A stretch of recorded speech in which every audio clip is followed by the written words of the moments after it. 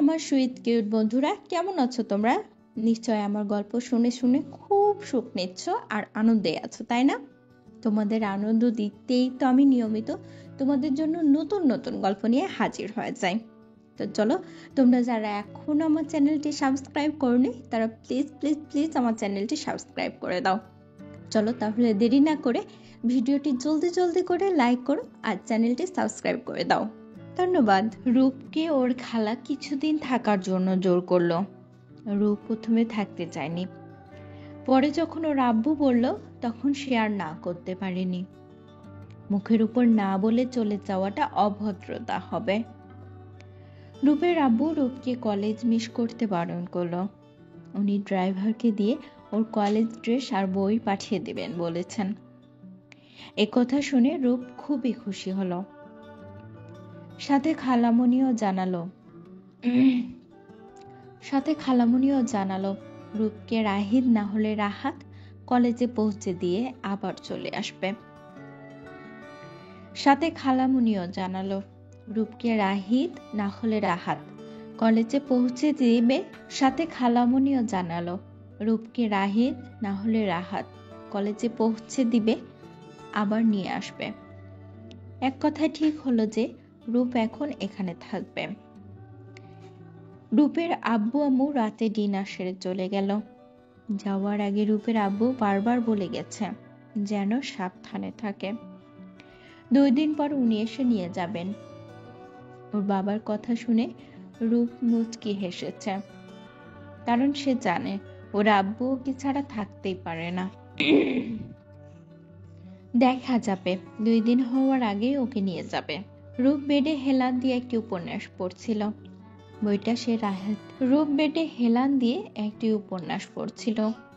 বইটা সে রাহিতে থেকে নিয়ে এসেছে। ওই এতটা মনোযোগ দিয়ে উপন্যাস পড়ছে যে এক প্রকার ডুবে গেছে উপন্যাসের মধ্যে। রাহাত নিজের রুমে শুয়ে গেম খেলছে।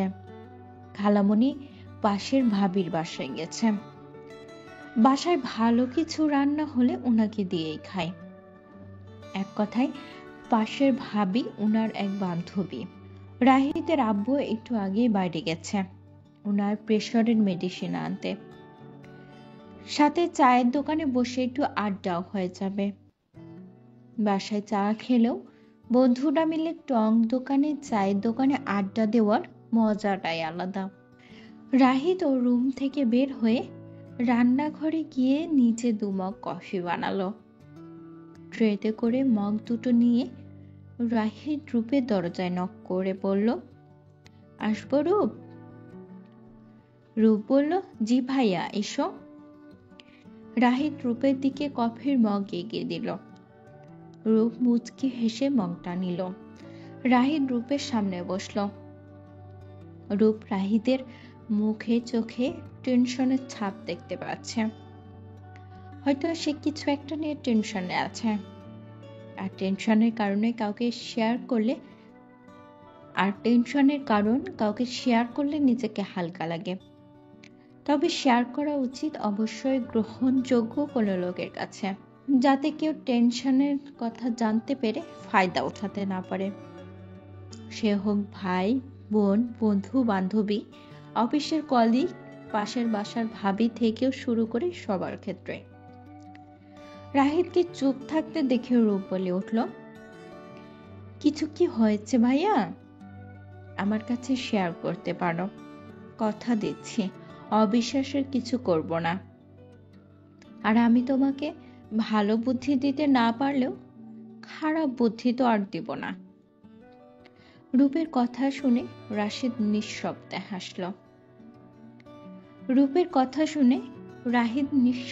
হাসলো। যাকে মন প্রাণ উজাড় করে দিয়ে নিঃস্ব হয়ে বসে আছে, তাকে অবিশ্বাস করার কোনো প্রশ্নই আসে না। রাহিত আস্তে ধীরে রূপকে দীপার কথাটা বলল।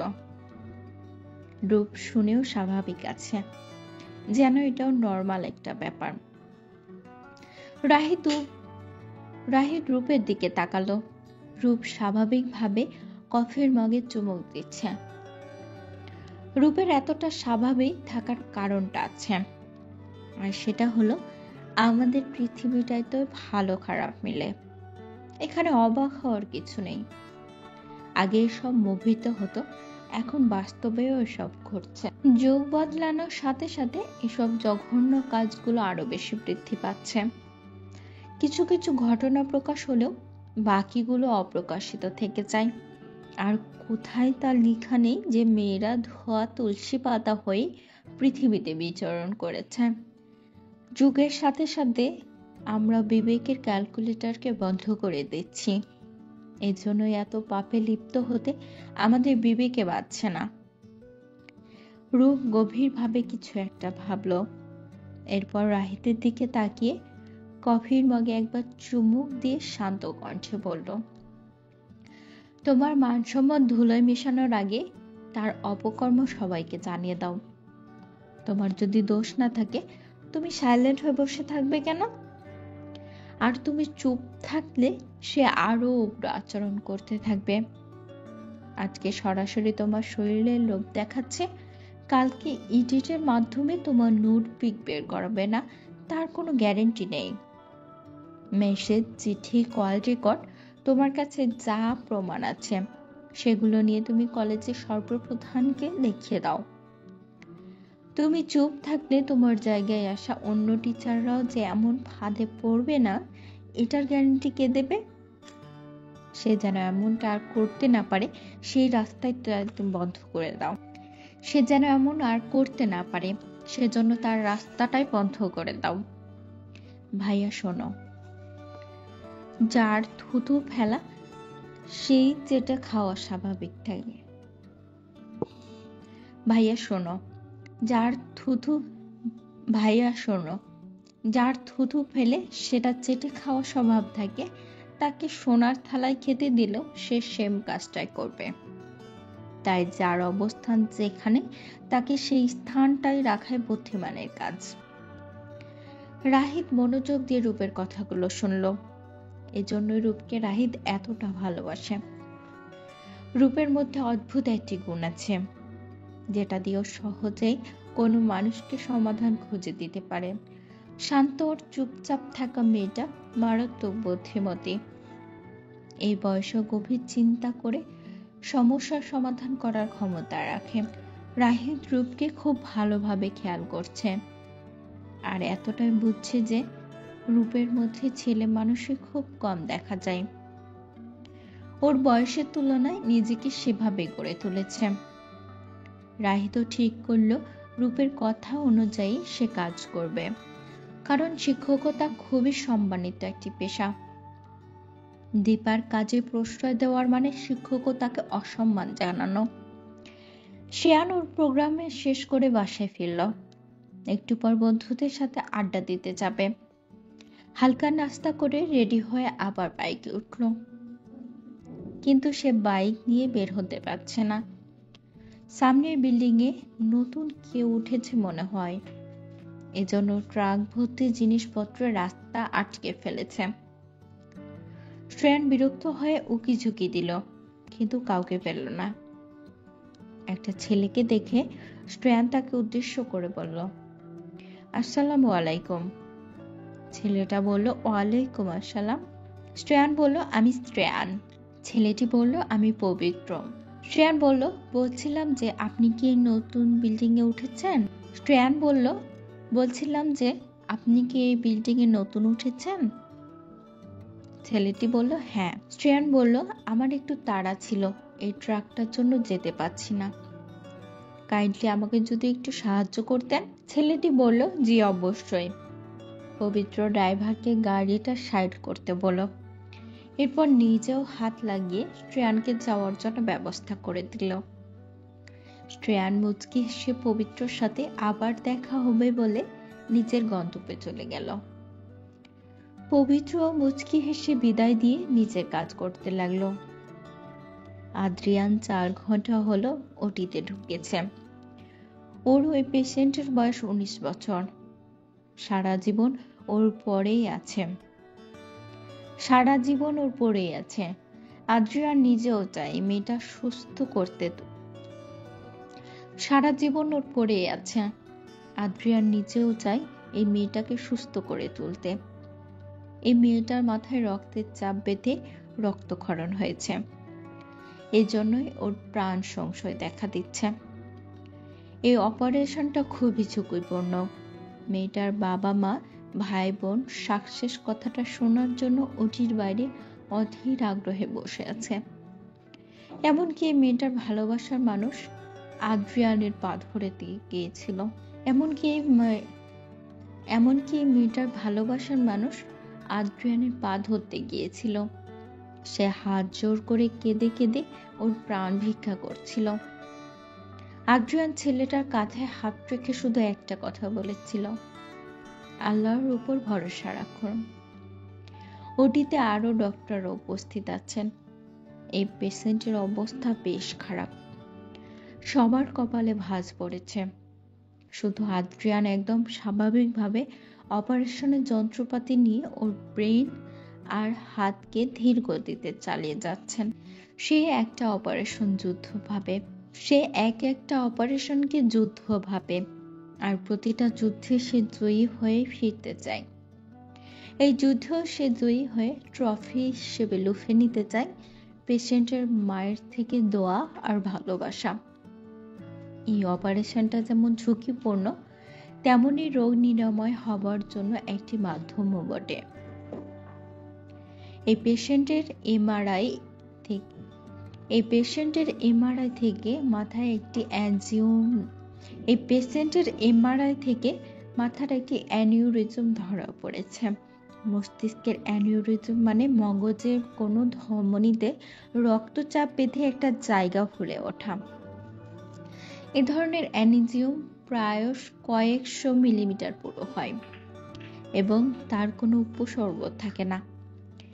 অ্যানিউরিজম যতক্ষণ পর্যন্ত ফেটে না যাচ্ছে ততক্ষণ আশঙ্কা কিছুই নেই, কিন্তু ফেটে গেলে ভয়ঙ্কর কিছু ঘটে। অর্ধেক রোগী সঙ্গে সঙ্গে কিংবা কিছুক্ষণের মধ্যে মারা যান। প্রায় 4 ঘন্টা পর আদ্রিয়ান ও অন্যান্য ডক্টররা ওটি থেকে বের হলো। মেয়েটির মা আদ্রিয়ানের সামনে গিয়ে হাউমাউ করে খেতে বলল, বাবা, আমি তোমাকে একটু ছুঁয়ে দেখতে পারি? তোমার হাতে যশ আছে। আদ্রিয়ান মুচকি হেসে ওর মায়ের হাতটা ওর মাথায় বসিয়ে দিল। উনি কেঁদে কেঁদে আদ্রিয়ানের জন্য দোয়া করলো। আদ্রিয়ান মুচকি হেসে ওনার হাত ধরল। উনি থরথর করে কাঁদছেন। আদ্রিয়ান উনাকে একটি চেয়ারে বসে মৃদুভাবে বলল, একজন মায়ের চোখের পানি আল্লাহর দরবার থেকে ব্যর্থ হয়ে ফিরে যায় না। আল্লাহ ভরসা, ধৈর্য ধরুন, সব ঠিক হয়ে যাবে। একথা বলে আদ্রিয়ান চলে গেল। ওর পুরো শরীরে রক্তে মাখামাখি। টানা 4 ঘন্টা পর ওটি থেকে বের হয়ে গেছে।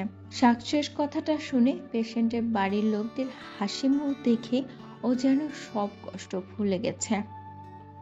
আদ্রিয়ান ওর কেবিনে গিয়ে একেবারে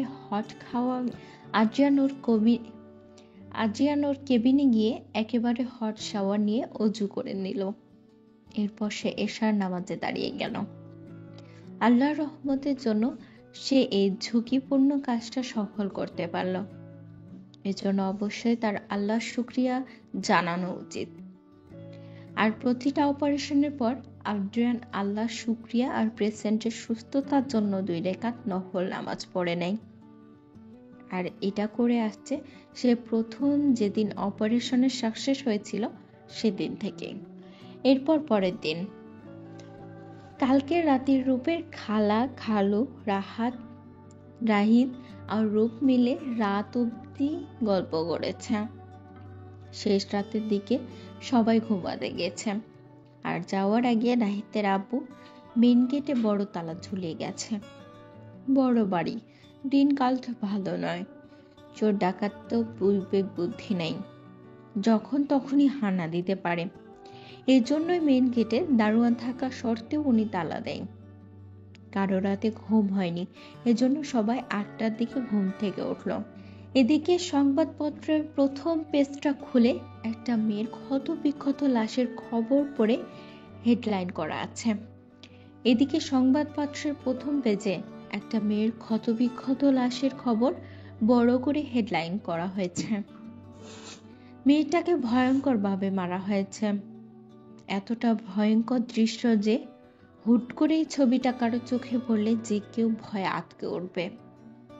এর সাথে টেলিভিশন, সংবাদপত্র, ফেসবুক থেকে শুরু করে সব জায়গায় নিখোঁজ সংবাদ ছড়িয়ে পড়েছে। 8টা জেলা থেকে 8 জন যুবক উধাও, আর সেই যুবকের বয়স 20 থেকে 24-এর মধ্যে।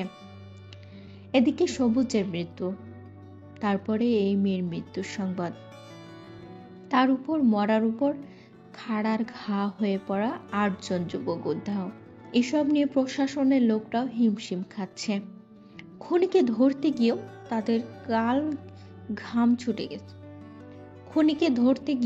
তাদের কালকে ঘাম ছুটে গেছে। তারাও দৌড়ের উপরে আছে। রাস্তায় মানববন্ধন করা শুরু হয়ে গেছে। কয়েকজন পুলিশ তো বৃষ্টি ভাষায় সে খুনিকে গালাগালও করছে। উসমান নামের একজন পুলিশ তো রাতে গজরাতে বলেই ফেলল, হালার পোহালা খুনিকে ধরার টেনশনে তার সাথে উপর মহলের চাপ, দুইটা মিলিয়ে আমার কোষ্ঠকাঠিন্য হয়ে গেছে গা। পায়খানার প্যানে বসতে কুত করতে পারতে পারতে আমার জানখানা বাহির হইয়া যাইতেছে গো জলিল ভাই। মাগার একটা ফুটাও বাইর হচ্ছে না। একবারে ওই কুত্তার ছাও খুনিরে পাইলে ওরে গরম গরম ডিম থেরাপি দেব, যতক্ষণ ওই হালার জানখানা বাহির না হয়। উসমানের কথা শুনে উপর পুলিশের কিছুটা লোক বলল। উসমানের কথা শুনে ওপর পাশের পুলিশও কিছু একটা বলল। রোদের মধ্যে ওনারা ডিউটি করছে। কড়া রোদের মাথার ছাতিটাও গরম হয়ে ওনাদের মেজাজ বিগড়ে গেছে। ওদিকে রাস্তায় মানববন্ধন চলছে, তাই গাড়ি আটকে জ্যাম বেঁধে গেছে। এজন্যই এই পুলিশগুলো এদিকে গেল। এই বিল্ডিংয়ে কারো ফোন করে পুলিশ মেয়েটাকে আসতে বলে। এই বিল্ডিংয়ের কারো ফোন কলে পুলিশ মেয়েটার বাসায় আসে। মেয়েটার রুম থেকেই পুলিশ মেয়েটার বিধ্বস্ত লাশ উদ্ধার করেছে। আর রুম খুঁজে পেয়েছে 10টা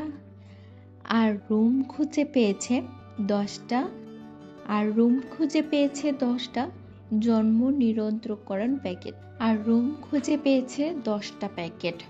76 পিস ইয়াবা, এর সাথে 7টা ইনটেক করা সিরিঞ্জ আর 8টা প্যাডোথিন।